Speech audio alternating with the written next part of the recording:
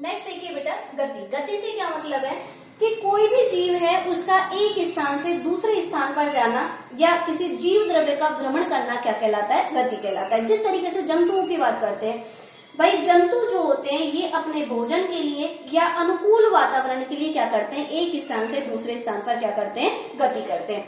जैसे कि कोई जीव है वो अपनी सुविधाओं के लिए एक स्थान पर दूसरे स्थान पर क्या कर रहा है? जा रहा है, अपने भोजन की तलाश के लिए जा रहा है। तो इस तरीके के गमन को हम क्या कह रहे हैं? गति कह रहे हैं। लेकिन पेड़ पौधों की बात करें तो क्या पेड़ पौधे एक स्थान से दूसरे स्थान पर जाते हैं? क्या नहीं जाते। लेकिन अगर हमने जैसे कोशिका बनाई थी तो इस कोशिका के अंदर क्या था? जीव द्रव्य था। तो ये जीव द्रव्य एक स्थान से दूसरे स्थान पर क्या कर रहा है? यहाँ पर भ्रमण कर रहा है। तो जीव द्रव्य का भ्रमण करना या पौधों के जो चल बीजाणु है या परागकण है उनका एक स्थान से दूसरे स्थान पर जाना क्या कहलाता है? गति कहलाता है। जैसे कि जब परागण होता है तो एक पौधे की जो परागकण होते हैं वो दूसरे पौधे की वर्तिकाग्र पर क्या करते हैं? गमन करते हैं। तो इस तरीके की जो प्रोसेस होती है उसको हम क्या कहते हैं? गति कहते हैं। तो गति भी सजीवों का क्या है? एक मुख्य लक्षण है। नेक्स्ट आता है श्वसन। अगला हमारा जो लक्षण है वो कौन सा है? श्वसन। अब श्वसन क्या है बेटा? श्वसन का मुख्य होता है कि भाई वातावरण से ऑक्सीजन को ग्रहण करना और CO2 को बाहर निकालना क्या कहलाता है? श्वसन कहलाता है। लेकिन वातावरण में क्या ऑक्सीजन ही है क्या? बहुत सारी गैसें हैं। नाइट्रोजन है 78% है, उसको हम ग्रहण क्यों नहीं करते? भाई ऑक्सीजन को ही क्यों ग्रहण करते हैं? तो जो ऑक्सीजन होती है ये हमारे शरीर में जब भोजन का पाचन हो जाता है तो भोजन के पाचन होने के पश्चात क्या किसका निर्माण होता है? ग्लूकोज का। किसका निर्माण होता है? ग्लूकोज का। तो जब ही ऑक्सीजन हमारे शरीर के अंदर प्रवेश करती है तो उस ग्लूकोज का क्या करती है? विखंडन करती है। और विखंडन करने के पश्चात किसका निर्माण करती है? CO2 का निर्माण करती है, जल का निर्माण करती है और ऊर्जा का क्या करती है? निर्माण करती है। तो हमको किसी भी कार्य को संपन्न करने के लिए किसकी आवश्यकता होती है? ऊर्जा की आवश्यकता होती है। और ये ऊर्जा हमको किससे मिल रही थी? भोजन से मिल रही थी। लेकिन भोजन से भी हमें तब तक नहीं मिलेगी जब तक कि उसका क्या नहीं हो? ऑक्सीकरण नहीं हो। तब तक उसका क्या नहीं हो? ऑक्सीकरण नहीं हो। तो भोजन का ऑक्सीकरण किसके द्वारा होगा? ऑक्सीजन के द्वारा होगा। तो ऑक्सीजन हम क्यों ग्रहण कर रहे थे? श्वसन के द्वारा, जिससे कि भोजन का क्या हो? ऑक्सीकरण हो और हमारे शरीर को क्या मिले? ऊर्जा मिले। तो इस तरीके की जो प्रोसेस है उसको हम क्या कहते हैं? श्वसन कहते हैं। अब देखिए बेटा, जो श्वसन है जो ये दो प्रकार का होता है। एक होता है ऑक्सीश्वसन और दूसरा होता है अनऑक्सीश्वसन। पहले हम बात करते हैं ऑक्सीश्वसन की। किसकी बात कर रहे हैं यहाँ पर? ऑक्सीश्वसन की। देखिए यहाँ पे ऑक्सीश्वसन क्या है? ऑक्सीश्वसन है, इससे क्या मतलब है कि जब हमारे भोजन का पूर्ण पाचन हुआ तो हमारे क्या बना? ग्लूकोज का क्या हुआ? निर्माण हुआ। यानी शरीर में क्या बन गई? C6H12O6। अब ये जो ग्लूकोज बनी है ये वातावरण से हमने जो ऑक्सीजन ग्रहण करी थी उससे क्या करेगी? क्रिया करेगी। और ये ऑक्सीजन इस ग्लूकोज का क्या करेगी? विखंडन करेगी, अर्थात इसका क्या करेगी? ऑक्सीकरण करेगी। तो हमने यहाँ पर जो O2 काम में लिया वो कितने ले रहे हैं? 6O2। यानी O2 के मॉलिक्यूल कितने ले रहे हैं यहाँ पर? 6। अब जब ये इसका ऑक्सीकरण होगा तो हमें क्या बन जाएगी? 6CO2 plus 6H2O plus 686 kilo calorie हमको क्या मिल जाएगी? यहाँ पर ऊर्जा मिल जाएगी। कितनी ऊर्जा मिल गई बेटा? यहाँ पर 686 किलो कैलोरी ऊर्जा। तो इस प्रकार के श्वसन को हम क्या कह रहे हैं? ऑक्सीश्वसन। ऑक्सीश्वसन से मतलब ऐसा श्वसन जो कि ऑक्सीजन की उपस्थिति में संपन्न होता हो उसको हम क्या कहेंगे? ऑक्सीश्वसन कहेंगे। ऑक्सीश्वसन के अंदर जो ऑक्सीजन है वो भोजन का क्या करेगी? पूर्ण विखंडन करेगी। और पूर्ण विखंडन के पश्चात किसका निर्माण होगा? CO2 का निर्माण होगा, जल का निर्माण होगा और 686 किलो कैलोरी ऊर्जा का क्या होगा? निर्माण होगा। अब देखिए बेटा, जो 686 किलो कैलोरी ऊर्जा बनी है ना हमारे शरीर में, इसकी केवल हम 40% ऊर्जा का ही हमारे शरीर में क्या होता है? उपयोग होता है। केवल कितनी ऊर्जा का उपयोग हो रहा है? 40% का। बाकी की जो 60% ऊर्जा होती है इसको हम वापस वातावरण में क्या कर देते हैं? मुक्त कर देते हैं। दोबारा से कहाँ चली जाती है? वातावरण में।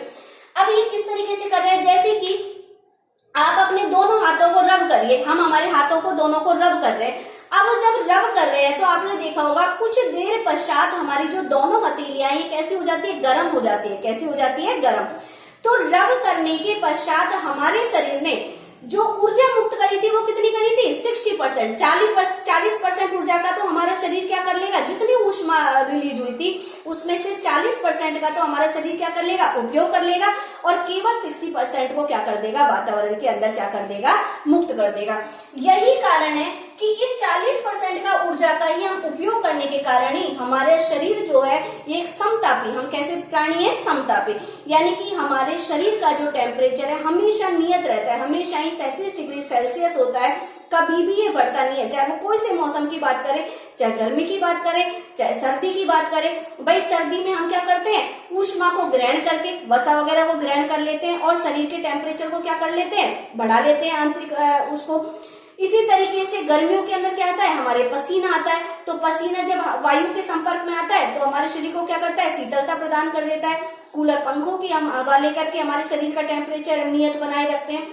तो यहाँ पर जो ऊर्जा रिलीज हो रही है वो किसके द्वारा रिलीज हो रही है, ऑक्सीजन के द्वारा।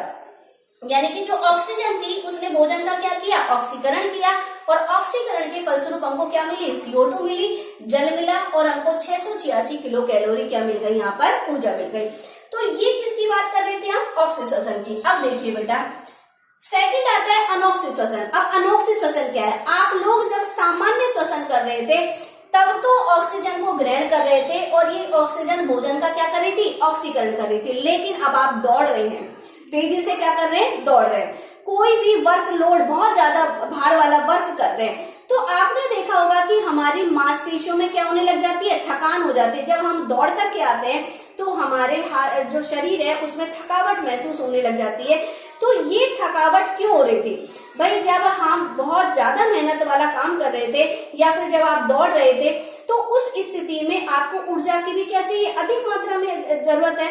इसके अलावा जब ऊर्जा की आवश्यकता है तो ये ऊर्जा हमको किससे मिलेगी, ऑक्सीजन से मिलेगी, तो हमको ऑक्सीजन भी बहुत ज्यादा मात्रा में चाहिए। लेकिन जब हम भागते हैं या कोई मेहनत वाला काम करते हैं तो उस स्थिति में हमारे शरीर को ऑक्सीजन पर्याप्त मात्रा में नहीं मिल पाती है, और पर्याप्त मात्रा में नहीं मिलने के कारण हमारे शरीर में वायवीय श्वसन न होकर के कौन सा श्वसन होने लग जाता है, अवायवीय, अर्थात ऑक्सीजन की अनुपस्थिति में हमारा शरीर क्या करने लग जाता है, श्वसन करने लग जाता है। अब देखिए बेटा यहाँ पे क्या होगा, जब ऑक्सीजन की अनुपस्थिति में श्वसन हो रहा था तो अब ये जो ग्लूकोज थी ना, यानी कि C6H12O6, ये ग्लूकोज थी, ये क्या करेगी, ऑक्सीजन के बिना ही इसका क्या होने लग जाएगा, विखंडन होने लग जाएगा। ऑक्सी श्वसन में तो ऑक्सीजन के द्वारा ग्लूकोज का विखंडन हो रहा था, तो पूर्ण विखंडन हो रहा था। लेकिन जब हम कोई मेहनत वाला काम कर रहे थे या जब हम भाग रहे थे उस स्थिति में ग्लूकोज का बिना ऑक्सीजन की उपस्थिति में क्या होने लग जाएगा, विखंडन होने लग जाएगा। तो यहाँ पूर्ण विखंडन ना होकर के कैसा विखंडन होता है, अपूर्ण विखंडन। कैसे विखंडन होगा, अपूर्ण विखंडन। और जब अपूर्ण विखंडन होगा तो उस स्थिति में CO2 का निर्माण नहीं होगा, बल्कि हमारे शरीर में कार्बनिक अम्लों का निर्माण होना शुरू हो जाएगा। अर्थात किसका निर्माण होने लग जाएगा, लैक्टिक अम्ल का। किसका निर्माण होने लग जाएगा, लैक्टिक अम्ल का। और साथ साथ में 28 किलो कैलोरी ऊर्जा का क्या होगा बेटा, निर्माण होगा। तो अब देखिए बेटा, लैक्टिक अम्ल का निर्माण हो गया, जबकि निर्माण किसका होना चाहिए था, CO2 का। लेकिन CO2 का तो निर्माण नहीं हो रहा है, बल्कि हमारी मांसपेशियों में किसका जमाव होने लग गया, लैक्टिक अम्ल का। तो इसी लैक्टिक अम्ल के जमाव के कारण ही हमारी मांसपेशियों में क्या होने लग जाता है, थकान होने लग जाती है। क्वेश्चन आता है कि हमारी मांसपेशियों में थकान का मुख्य कारण क्या है, तो मांसपेशियों में थकान का मुख्य कारण क्या होता है, लैक्टिक अम्ल का निर्माण होना। तो लैक्टिक अम्ल का निर्माण कब हो रहा था हमारी मांसपेशियों में, जब हमारे शरीर में वायवीय श्वसन ना होकर के कैसा श्वसन हो रहा था, अवायवीय। तो अवायवीय श्वसन हो रहा है वो किसकी उपस्थिति में हो रहा है, ऑक्सीजन की अनुपस्थिति में होता है।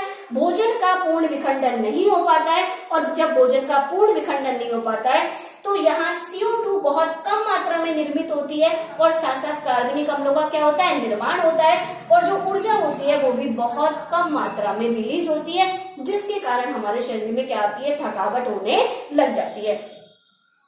तो इस तरीके से जो श्वसन था उसका क्यों काम, हमने ऑक्सीजन को क्यों ग्रहण किया वातावरण से, जिससे कि भोजन का क्या हो, पूर्ण विखंडन हो और हमको पर्याप्त मात्रा में क्या मिल सके, ऊर्जा मिल सके।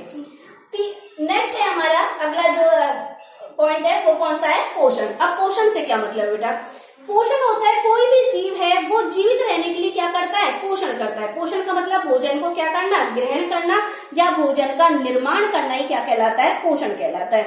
अब देखिए बेटा, जो पोषण होता है ये दो प्रकार का होता है। पोषण के आधार पर जीव कितने प्रकार के हो जाएंगे, दो प्रकार के। एक होते हैं श्रमपोषी और दूसरे कौन से होते हैं, विषमपोषी। श्रमपोषी से क्या मतलब है, अभी हमने जब पादप कोशिका की बात करी थी तो पादप कोशिका के अंदर क्या था, हरित लवक था, और उसी हरित लवक की उपस्थिति में जो पौधे हैं वो अपना भोजन कैसे बनाते हैं, श्रम बनाते हैं। कैसे बनाते हैं अपना भोजन, श्रम। फिर जो भोजन बनाया है उसमें से कुछ भोजन का उपयोग वो अपनी उपापचय क्रियाओं में करते हैं और बाकी का शेष भोजन वो अन्य जीवों को क्या कर देते हैं, प्रदान कर देते हैं। तो इस तरीके से जो अपना भोजन श्रम, यानी कि वे जीव जो कि अपना भोजन श्रम बना रहे थे उन्हें तो हम क्या कहेंगे, श्रमपोषी कहेंगे। और वे जीव जो कि अपने भोजन के लिए किसी दूसरे पर निर्भर रहते हैं उनको हम क्या कहेंगे, विषमपोषी। तो देखिए यहाँ पे पोषण क्या है कि जीव द्रव्य के निर्माण एवं वृद्धि एवं विकास के लिए पोषण की क्या होती है, आवश्यकता होती है। भोजन का निर्माण करना या उसे ग्रहण करना ये क्या कहलाता है, पोषण कहलाता है। पोषण के आधार पर जीव कितने प्रकार के हो जाएंगे, दो प्रकार के, एक श्रमपोषी और दूसरे कौन से होंगे, विषमपोषी। तो आप लिखना अपने नोट्स में कि श्रमपोषी जीव वो होते हैं जो कि अपना भोजन कैसे बनाते हैं, श्रम बनाते हैं, और विषमपोषी जीव वो होते हैं जो कि अपने भोजन के लिए किसी दूसरे जीव पेड़ पौधों पर क्या होते हैं, निर्भर होते हैं या किसी दूसरे जीव पर निर्भर होते हैं, उन्हें हम क्या कहेंगे, विषमपोषी जीव कहते हैं। तो इस तरीके से हमने कुछ सजीवों के लक्षणों का इस वीडियो के अंदर क्या किया है, अध्ययन किया है। इसके अलावा कुछ और लक्षण है उनका हम नेक्स्ट वीडियो में क्या करेंगे, अध्ययन करेंगे।